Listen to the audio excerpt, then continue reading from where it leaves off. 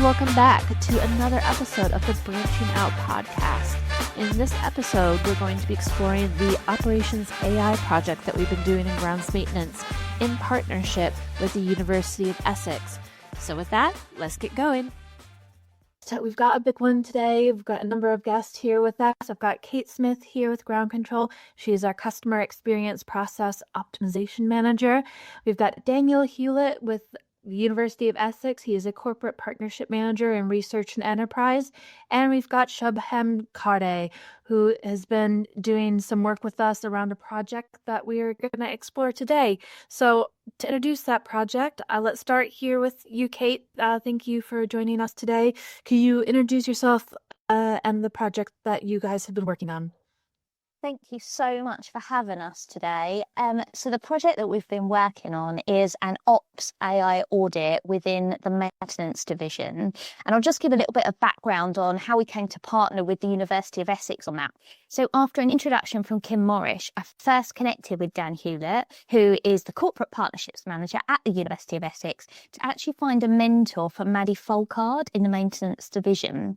That actually led to a really great partnership with a lecturer at the university, Dr. Wenjun Zheng, who was a digital transformation innovation lead at the university. But around the same time, Darren launched a maintenance AI working group to establish what our propensity was to take on AI, where we sit and what we can do really to push the boundaries forward within the division. And I talked to Dan about it, and the university supported us once again, this time through the Ops AI audit, which we commissioned at the sort of middle of this year and has now just been finalised as of the 31st of October after a 12-week period. Okay, wow. So there's obviously this has been something that a partnership that we've been growing for a while now. So obviously you started in one area and then you got to meet with Dan Hewlett here. So Dan, I just have you introduce yourself a bit and kind of explain what your group does at the university with businesses like Ground Control. Give us a bit of idea of kind of the projects that you've been working on. Thanks, Jess. So yeah, as you both said, Corporate Partnerships Manager at the University of Essex. So my role is to look at how we can support organisations outside the four walls of the university. The majority of my role is around R&D and innovation projects and how we match business needs to the right academic expertise at the university. I specialise in large organisations, regional funding networks and bodies as well, such as councils, etc. And the type of projects that we've worked on before, we've worked with large haulage companies, looking at logistics and using AI to help with forecasting, streamlining businesses and also future-proofing. Because, of course, if over the last kind of 30 years, you've got members of staff with great expertise and knowledge who are coming up to retirement age, how do you replace that? Yeah, exactly. Also working with some organisations, particularly around the upcoming EU digital product passment legislation that's coming in, using AI to be able to scrape information and data in supply chains, to be able to create a system that companies can buy into, and then when they upload their different kind of clothing garments, then it'll actually scrape all the relevant information to be compliant with the upcoming legislation. So it's just looking at different use cases for AI to streamline work. Yeah, no, and I can see how that fits really well with Ground Control, because obviously we are doing work everywhere all around the country, and that requires a lot of logistics, and AI would definitely be a big help with that. So with talking to Kate again, the project that you have been doing over the 12-week period, and obviously now you've done it, there's some information that you've gathered. Where are you guys at with that? Have you kind of determined what solutions you have potentially found with the project? Absolutely. If I just go back a touch just to talk about what it was in the audit that we wanted to have looked at, and then I can talk a bit about the recommendations. So the AI audit was actually undertaken to explore how we could utilise AI within our contract management operations within maintenance, with a specific focus on GS, so grounds maintenance. we wanted to look at how we reduce administration, data interrogation time for our contract managers, and how we help them kind of manage their days and ensure they spend time out doing the things that we really want them to do, which is being with their customers and being with their field teams, and of course our directly employed staff. Shubham was our research assistant, and he came in with Dr. Marta Arobe, who was our kind of overseer and who is the head of digital transformation at the university.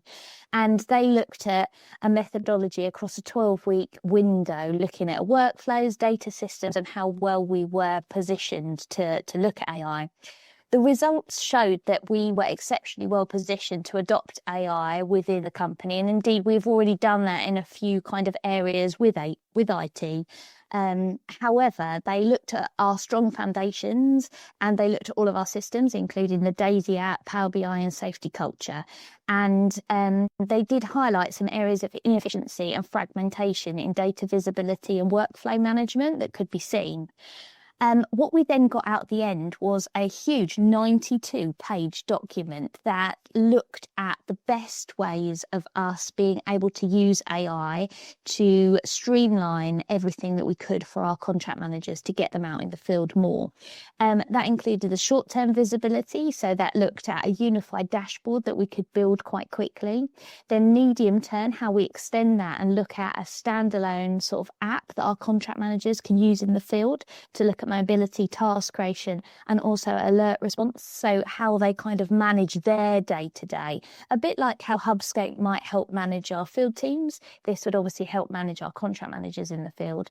And then long-term, how we kind of integrate really clever AI that's really sort of pushing the boundaries, including predictiveness, how we use our systems, and proactive insights and smart routing as well for our contract managers. Okay, so that's a lot. Let's unpack that a little bit. So the short-term solutions around developing a dashboard and using an application from the managers to help manage really their day-to-day and keep on top of, because there's a lot that goes into contract management and grounds maintenance. You're working with subcontractors, you're working with clients, you're working with DE. We have health and safety out there as well. So how have you, where are you at with adding those or implementing those kind of quick wins within the division? So our first port of call was to explore with the university whether that's something that they could deliver for us. We had a meeting with them and with Chris Howe, so our CIO across ground control. And although we love the idea of the unified dashboard, which would be in Daisy, we felt that we wanted to go straight towards the medium term. So kind of skip over the sort of short term and go for the standalone app. We asked the university to cost it up, but unfortunately there is an IP issue that we'd want to own the IP, but actually because the university would develop it, they would sort of have rights to it as well. So unfortunately, our kind of relationship with the university for the ops side has sort of stopped there. And we are now looking at companies that we could possibly buy maybe an off-the-shelf product, but then customize as to what the AI audit determined that we need. Okay. So it's a work in progress still, but obviously it's a solution that we're definitely going to continue exploring. I can honestly see potentially being a resource for us as a business as a whole, not just in grounds maintenance. Absolutely. And Donny Gosher, who was obviously our maintenance ops director and has now moved to Utility Arb, is super keen on AI. He's been watching all of the recordings for the AI audit. He's really keen on all the stuff that Shubham built to show how a dashboard would kind of optimize and help our contract managers. And he really feels that Utility Arb could benefit from that as well. So absolutely, I can see that there's going to be a lot of uses across the whole. Right. And then speaking about kind of the long-term solutions, because obviously that's kind of a medium-term one that's going to take some time to explore, source, set up within our business. As far as long-term solutions and opportunities go, I might be jumping ahead a little bit in potential future projects, but how do you see those kind of fitting into our current operations and moving that forward? So the university really are at the cusp of pushing the boundaries forward in AI. So, I'm not going to pretend that I know everything there is to know about IT, but they were talking about how we unify our systems, how we have data lakes. I don't know what a data lake is. Shubham, I'm sure, will be able to help on that. But, obviously, as soon as we've done the medium term, I'm sure AI would have sort of propelled itself forward again more. So I guess we probably need to take stock at that point and then pivot based on that as well. So the long term is kind of future goals, but whether we kind of reach that, I don't know, because I imagine we iterate as we go. I guess, yeah, because do you see that, Dan, with some of the other businesses that you've worked in, that you kind of propose what the long-term solutions are? Are you still, I assume, are continuing that partnership and reassessing when it comes time? Yes, completely. And to add to what Kate's already said, from my perspective, I think the university actually works most effectively with organizations when we're looking at short term and long term. The medium is very different because it evolves day to day depending on priorities, what the business is experiencing, and actually looking at kind of an off the shelf white label product that Kate has talked about that can answer those questions. I agree is definitely actually the right direction for you to go for those medium goals. However, long term, what we're currently seeing is AI is making such leaps. It can be really disruptive in a sense that you might have a long-term goal that's a 5-year plan, and that might be achievable within 12 months, depending on at what point you step on. So it's almost harder to look at those mediums because of the speed. And that's before we even start talking about this agentic revolution that seems to be coming into play at the moment, that's almost starting to replace some of the work LLMs were doing before. But again, Shubham's going to be able to talk much more about that than I can. My knowledge is almost 5% across all areas of the university. I know we're talking specifically around kind of AI today, whereas Shubham's going to be far more in depth in what he can tell you. Yeah, so let's switch gears then a little bit. I will come back to you, Kate, because I'm not done yet. But to bring you back into the conversation, Shubham, could you talk a little bit about yourself and your role in the project over that 12-week period? Yeah, of course. So, hi, I'm Shubham. I'm a senior research officer at the University of Essex, and I kind of work with our external business partners of Essex University, try to find the problems they are facing, try to solve them with advanced technologies like AI, machine learning, or gaming. So over the past few months, I've been part of Ground Control, exciting journey there, and working on this AI audit project for contract management team. And my role in this project was kind of mix of like a research, data analyst, and kind of developer as well at some level. So basically looking at how AI can make everyday life of contract managers simpler, smarter, more efficient. So have you been out with a contract manager? Then I've got to ask, who have you been working with within the business? It's been mostly Chris May. So he's one of the top contract managers at the Ground Control. So Shout out, and Chris.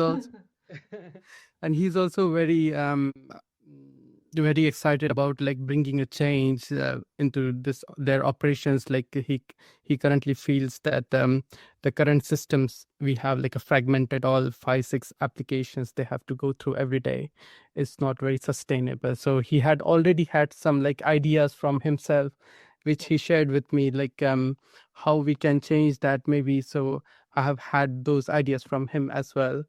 And then another contract manager would be Adam Lee. Yep. And he's currently doing a very specific contract where he's handling another contract managers under him. But there have been some great insights from him as well. Okay, so you've really gotten out and about and kind of gotten a good feel for how the division operates. So obviously, I think as kind of Kate has said and you guys have shared, from what I can kind of grasp of this kind of to tell a story or a timeline of this, we have at Ground Control obviously been working with the university around mentorship, but also as a division, you guys have set up your own little AI kind of people that you have earmarked or kind of raised their hand that are interested in developing this further. And then we were able to find this partnership and work on this project together. I mean, focusing on the project as a whole so far, has there been any lessons learned that you have gotten from the 12-week project? I'll start with you, Shubham, since we're still with you. Yeah, I mean, for me personally, being a part of this project has been amazing. I have learned a lot, and working with such an amazing team. They're passionate of bringing the change. That's been great. Some of the common problems, I've been working in other companies as well as a external partner. So some of the common problems I see is the data, there has not been done a lot on the data side. Like we just collecting data over the decades or so, but not completely seeing the trends in the data. There can be some hidden trends which we can use smartly to guide the operations. So that's a really common thing which I'm noticing in these organizations nowadays, since they want to change, but their past systems are not really adaptable to the new change and new technology. So that's one thing. But another thing might be some resistance to the change. AI kind of feels like someone, if I tell someone this is going to be AI, so if someone is non-technical, then they kind of assume that, oh, this is going to replace my job or something. So that kind of thing. So we have to get on board everyone that, okay, no, this is going to help you. We are trying to help you with this and not trying to replace what you're doing. It can't replace the human decisions. AI can never do that. So we're just trying to see the trends in your data, trying to give you the best insights so you can act on what is important at the moment. And AI can help you that point out what is important thing you should be doing at the moment. Yeah, because I mean, having worked at Ground Control for a decade now, I know we've got a lot of data. It's actually coming through that and making real, being able to discover and really understand what is telling us. And yeah, there is so much there that I can imagine that this project's been really helpful in kind of weeding that out and getting it to what the kind of solutions or opportunities that we have to move forward with are. Kate, if I can just come back to you as well, what do you see as your lessons learned? Because we haven't done this before, obviously. This is a first for us. So what were some lessons that you have learned from a ground control standpoint with this project? I think one of the big key takeaways was we only had Shubham for 20 hours a week. So just to make sure that if anybody else, any other divisions do something similar, is just to make sure that, you're really on it in terms of clearing out all the blockers so that Shubham can come in for his 20 hours and just get on with what he needs to do, meet the people he needs. We had a weekly drumbeat set up on a Friday so that everybody joined the call from across the business, all from IT all the way down to sort of Chris, Adam, and everybody within our division. So just making sure that you kind of got that done. We've been so impressed with Shubham and with Marta that we've actually commissioned a second AI audit for client services. So that actually kicked off on the 10th of November. We just felt that the insights from the university were so great and so detailed, and they know us so well that we couldn't pass up the opportunity to keep Shubham with us for another 12-week period. And I think not only that, it's just really exploring how we can partner further with, a university that is known for their groundbreaking research in the IT space as well. So we've had Hannah Neal in the talent team who has recently gone to their careers fair to see how we can kind of work with students that are kind of graduating from the university in the future to get a really great pipeline of people coming through. We've got another mentorship set up with Dr. Vishal Singh and Alex Clark. So they're partnered together. And obviously Maddie is still with Wengen. Even though Wengen's left the University of Essex, that partnership's so strong that as she's moved to the University of Leeds, we've kept that mentorship going, which is great. And we've also had Dan attend our recent Maintenance Autumn Conference as well, where he presented on all the great things that the university are doing and how they partner with businesses such as ours. So I think it's just about, understanding what the university can kind of do for you and your division and ground control as a whole. And then it's just, it's just about taking the leap of faith, isn't it? And exploring that. And I think the AI audit is a really great way of being able to do that, because it's such a short 12-week period. You get a huge document off the back of it with all these great things that you can do. And it just gets the juices flowing, doesn't it, in terms of what the next step should be. Yeah, and I think what you highlighted there, where you are dedicating that time and you have people around the business dedicating that time each week to the success of that project, I think is also really key, because at Ground Control, like a lot of businesses, we can silo sometimes. We are a very busy company. We've got lots going on. So the fact that you have that dedicated group too, I think is quite something, and that's really could be a way of addressing other things within the business, as well as having those kind of focus groups focused on that objective of coming to some sort of short-term, long-term, or even medium-term solutions to, in this case, utilize AI better and make us more efficient in the division. Sorry, I can't get my words out. So the project that you are working on right now, you talked about in client services. Do you have some solutions in mind or some objectives in mind that you are looking to achieve? I'll take it really quick. Oh, sorry, go on, Shubham. No, go on, Kate. I was just going to say, I'll take it really quick then. I'm going to pass it straight to Shubham. So we've only just started with client services. And there's a team set up, of which I'm not a part of this time because I need to do some other bits and pieces for Darren. But I know that Shubham obviously can sort of talk you through that. He's only literally just started. Yeah, but rather than looking at sort of really long-term big system changes, what we're looking for with client services is much quicker short-term wins. So it's like, you can embed this within a week and then it will provide you with this. So we're looking for sort of those quicker wins, more short-term, I think, this time. But I'll pass you straight to Shubham because obviously he can talk to you a bit more about it. Yeah, could you tell us a little bit more about the project that you are? Obviously, you're very early days. We're still in week 1, so I'll let you speak. Yeah, of course, it's very early to say anything regarding the solution at the moment, but I see a great opportunity there for AI to tap into the client service team. I have met at least 6 people now, and they have told me a lot of their problems. So at the moment, I'm in the stage where I'm just gathering the problems from the team, and then I will analyze them further, and then we'll find the solution, like what would work the best. But again, as the Kate said, this would not be a completely new system like the contract manager, but this would be the changes in your existing systems. Yeah, because we do have quite a few systems that we work within, and they are all tied to each other in some way, shape, or form. But it's kind of weeding through that and taking that time out and actually exploring that, I think, is really important. And that's the only way you're really going to get substantial change that is helpful and productive. So I'm very mindful of time, and I'm appreciative of everyone's time here today. Is there any last bits that I guess Kate or Shubham, you would like to share from your experience with this project?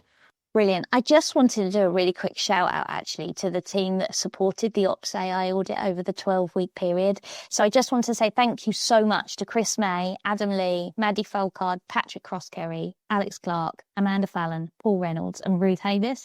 They really helped to steer the shape the audit from the beginning, as well as sit on all of the weekly drumbeat calls. And it just wouldn't have been possible without all of those people feeding in. Yeah, no, definitely. I got that from what you were saying. And I think moving forward, it's a great group to utilize to move the project forward. And Shubham? Well, Kate has already given a shout out to everyone, so I would like to give a shout out to Kate for helping me, being such a great help throughout the project. I mean, whenever I needed to talk with something, needed to find people in the operations who I would want to speak with, Kate would instantly arrange that, and she would always support me. So that's been really great journey. I basically became Shubham's PA, so I don't know what he's going to do without me now. Oh, that's a good team. I mean, that's highlights the importance of teamwork though, and staying connected and communicating regularly. And not to leave you out, Dan, I want to actually leave with one more question to you, if that's all right. If, say, another, because we do have other businesses listening to this, we've got subcontracted businesses, partners, clients listening. If their ears have perked up a bit from this conversation today and are thinking, what could we be doing? Could you give us a little bit of an idea of someone that would be interested in exploring a project like we have done with you guys in ground control? How would they go about getting in touch, or how would they go about working with you? The best way to kind of engage with us would be reaching out to me directly. I almost act as a conduit into the university. I listen to organizations, understand what they need. So to get in contact with me, you can either find me on LinkedIn, Daniel Hewlett, and you'll see my ugly mug on there. Or you can email me directly, dmhewl@essex.ac.uk. Or a much easier way would be if you email innovation@essex.ac.uk and ask for myself. You can find me there, or just Google University of Essex Business Engagement Team, and you can find out more information on that website as well. Perfect. Thank you very much for that. And thank you all for having that chat with us today. Really appreciate it. And we'll be probably checking back in again and next year to hear about your client services project as well. So thank you very much. Great. Thank you so much for having us. Thank you. And that's it for us today. If you or your team have an exciting project going on and want to share, please reach out and we will get you on the podcast. Until next time, take care.